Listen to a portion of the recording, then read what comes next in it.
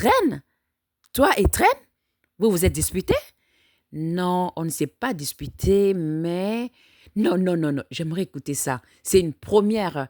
Je ne vous ai jamais vu vous disputer. Elles sont rentrées ensemble à la maison. En arrivant, Lia était si fatiguée qu'elle n'a même pas mangé et est montée directement dans sa chambre. Tini l'a suivie. Léa, qui était également dans la maison, a été surprise de voir les deux amis monter sans s'arrêter. D'habitude, elle restait au salon pour discuter et regarder la télévision. En observant leur comportement étrange et la mine sombre de Léa les a discrètement suivis pour écouter leur conversation. Une fois dans la chambre, Léa s'est allongée sur le lit. Tini, assise à ses côtés, lui a demandé « Allez, raconte-moi ce qui s'est passé. » Le cœur lourd, Léa raconta à Tini la journée passée au restaurant avec son fiancé. Elle arriva au moment crucial où Tren avait évoqué le mariage. « Qu'est-ce que tu lui as répondu ?» demanda Tini impatiente. « Je lui ai dit que j'avais encore besoin d'un peu plus de temps, » répondit Lia d'une petite voix. L'étonnement de Tini fut palpable. « Du temps? Pourquoi faire ?»« Mais franchement, Lia l'interrompit aussitôt. « S'il te plaît, Tini, n'en rajoute pas. »« Que je n'en rajoute pas? Tu es sérieuse ?» Tini coupa court à la conversation. « Tu as toujours une bonne raison pour le faire attendre. D'abord tes études, ensuite ta sœur. D'accord, je peux comprendre. Mais maintenant, qu'est-ce qui t'en empêche ?» Derrière la porte, Léa écoutait avide de chaque mot. « Non, Lia, tu ne vois pas la chance que tu as, » continua Tini. « Un homme comme Traîne, ça ne court pas les rues. Et en plus, de la part de son père, tu as un paquet à te faire.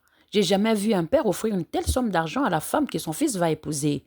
Et malgré ça, tu t'en fiches. »« Je me fiche de l'argent, » répondit Lia. « Moi, c'est notre amour et notre bonheur qui comptent. »« Oui, je sais que l'argent n'a rien à voir là-dedans, » rétorqua Tini. « Mais ce bonheur dont tu parles, tu ne l'as pas auprès des traînes ?»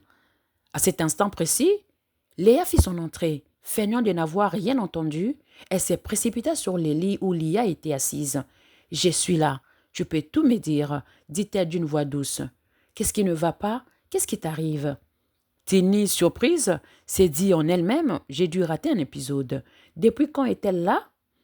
Par son regard, Lia comprit et lui fit un signe de ne rien dire. Pour ne pas l'ignorer, Lia répondit à sa jumelle que c'était sans importance. « C'est bon, on s'est juste un peu disputé avec Traîne, mais demain ça ira mieux. » Ne sachant plus quoi faire ni dire, Tini se retira et partit. Elle promit à Lia de revenir le lendemain, puis quitta la pièce. À son tour, Léa quitta la chambre et après avoir supplié sa sœur de se reposer et de ne penser à rien. Demain est un nouveau jour, conclut-elle. Les plans diaboliques de Léa.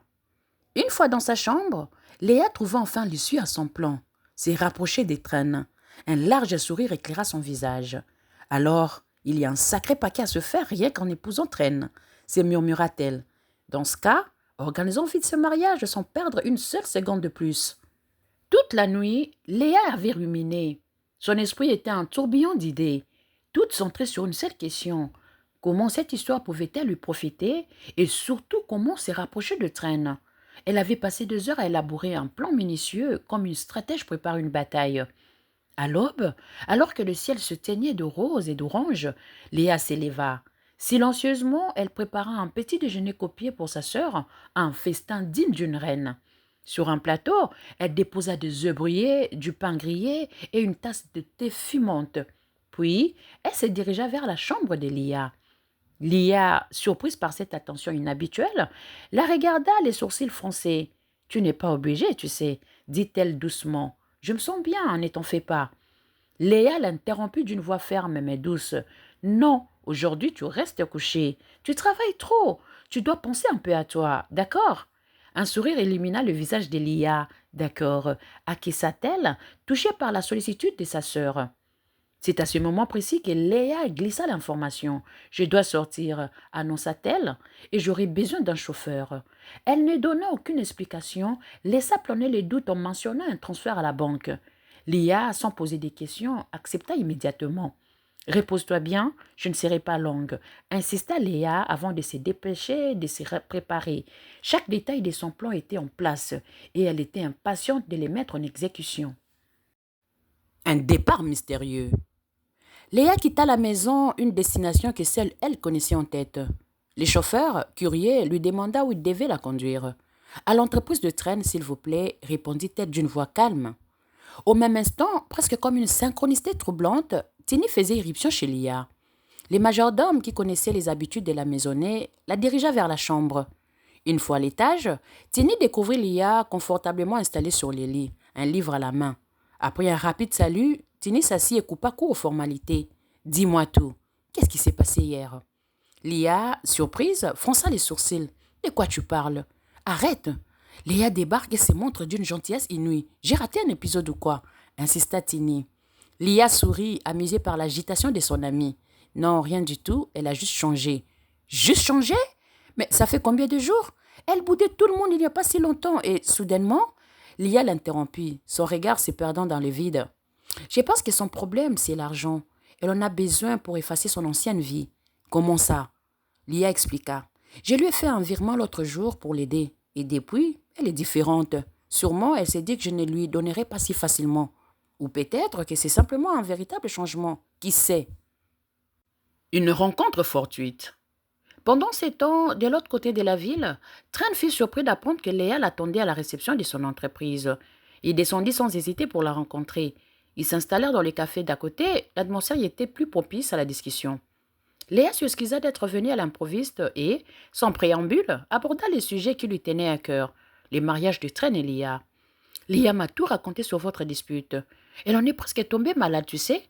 Mais d'après le récit qu'elle nous a fait, tu as raison. Tran l'interrompit, les mots nous résonnant dans ses oreilles. Nous? Oui, Tini et moi. Elle était là aussi, et elle n'était pas du tout d'accord avec cette situation. Un brin curieux, mais rassuré, Tran se laissa convaincre. Léa continuait, la voix douce et persuasive. Il n'y a plus rien à attendre. Si j'étais la raison de votre retard, maintenant que je suis là, la voie est libre. Elle continua en invoquant leur enfance. Cette séparation nous a beaucoup affectés. Peut-être qu'elle a peur de s'engager et de se séparer de toi un jour. Les mots de Léa étaient d'une logique implacable. Tran, subjuguée, s'est dit qu'elle était un ange. Tout ce qu'elle disait n'avait qu'un seul but, le bien et le bonheur d'Elia. Mais leur crainte était un malentendu, un fantôme du passé. Tran s'est sentie en confiance et s'ouvrit à elle. Léa, saisissant cette ouverture, en profita pour soutirer des informations cruciales. Bingo!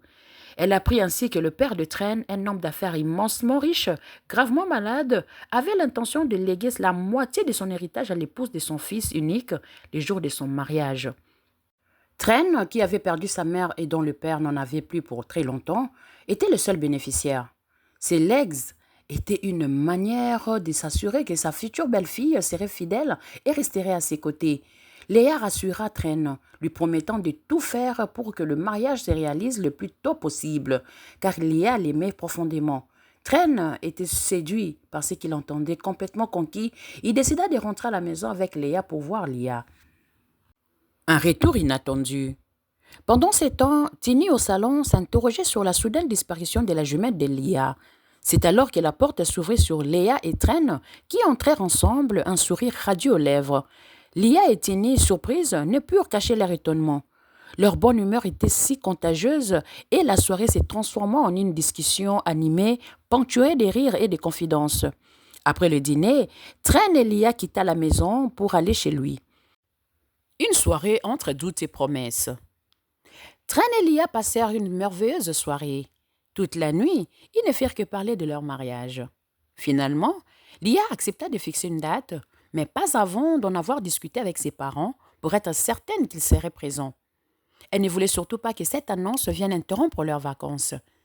Ils parlèrent également de Léa. Tran, qui considérait désormais Léa comme son ange gardien, ne tarissait pas d'éloges à son sujet. C'est grâce à elle, après tout, que Léa et lui s'étaient réconciliés. Même si la dispute n'avait pas été si grave, c'est grâce à Léa que Léa était enfin prête à fixer une date. Léa conclut alors que Léa n'était peut-être pas la personne que Tini décrivait. C'est à cet instant que Tran se souvint de quelque chose. « Oui, je le pense aussi, » dit-il, mais connaissant Tini, je ne pense pas qu'elle irait jusqu'à inventer une chose pareille. Intriguée, Léa lui demanda « De quoi tu parles ?» Tran répondit « Je parle d'argent. » Léa, qui n'avait pas compris de quoi il s'agissait, l'interrompit. « Oh non, Ça, c'est moi qui lui ai raconté. J'ai fait un virement à Léa et depuis, elle a changé. Stupéfait, Tren s'assit et lui demanda à son tour: De quel argent tu parles? Un peu confus, ils réalisèrent qu'ils ne parlaient pas de la même chose. Lia reprit: De l'argent que je lui ai transféré pour qu'elle paye sa dette. Ah bon? Et quand ça? La semaine passée, répondit Léa. Non, moi je parle de la conversation que Léa a eue avec quelqu'un au téléphone. Elle lui disait qu'ils allaient se faire beaucoup d'argent ici, expliqua Tren. Étonnée, Léa demanda: Vraiment? Et qui t'a raconté ça? Tini, bien sûr, répliqua Tren. Mais elle ne m'a rien raconté de tel, affirma Lia. Oui, je sais, c'est moi qui l'en ai empêché. Lia s'apprêtait à dire quelque chose, mais Tren l'en empêcha. Écoute, on va laisser tout ça derrière nous, d'accord? Concentrons-nous sur le mariage. De toute façon, Tini avait mal entendu. Il la prit dans ses bras et ils finirent par s'endormir. Mais Lia ressentit un pincement au cœur qu'elle choisit d'ignorer. Lia prolongea son séjour chez Tren, tandis que Léa, restée seule à la maison, reçut un appel qui la bouleversa. C'était Jack, son petit ami. Je veux te voir, dit-il. Tu es fou? Je ne retourne pas là-bas, s'écria-t-elle, prise de panique. Jack l'interrompit. C'est trop tard, je suis déjà en ville. Je t'avais dit que je viendrais, et me voilà. Puisque les choses ne se passent pas comme prévu, je viens voir ça de près. Une fois qu'on aura ce qu'on veut, on rentrera vivre notre vie loin de tout. Le cœur de Léa rata un battement. Elle osa à peine demander: Quand tu dis que tu es là, tu es où? Qu'est-ce que tu ne comprends pas? Je suis dans ta ville. Je suis arrivée hier soir, je suis dans un motel. Rejoins-moi vite. C'est dégoûtant ici et je n'ai plus d'argent. Léa ouvrit la bouche, mais aucun son n'en sortit. Dépêche-toi, cria Jack à l'autre bout du fil, avant de raccrocher après lui avoir donné l'adresse. Troublée, Léa s'effondra sur son lit. Non, non, non, Jack. Tu vas retourner d'où tu viens. Je me rapproche du but. Je ne peux pas me le permettre. Pourtant, sans plus tarder, elle attrapa son sac. En bas, le majordome lui proposa un chauffeur car la nuit tombait, mais elle refusa. Quelques heures plus tard, elle descendit d'un taxi devant le motel. Elle se demandait ce qu'elle allait bien pouvoir raconter à Jack. Elle frappa à la porte de la chambre. Jack ouvrit et la serra dans ses bras. « Tu m'as manqué, viens ici. » Léa tenta de les repousser, mais il était trop fort. Il était clair que Jack ne se partirait pas sans elle, et il lui força de passer la nuit avec lui. Les matins arrivaient, Jack commença. « Alors, comment ça se passe? Raconte-moi tout. Et quand j'ai dit tout, tu comprends. »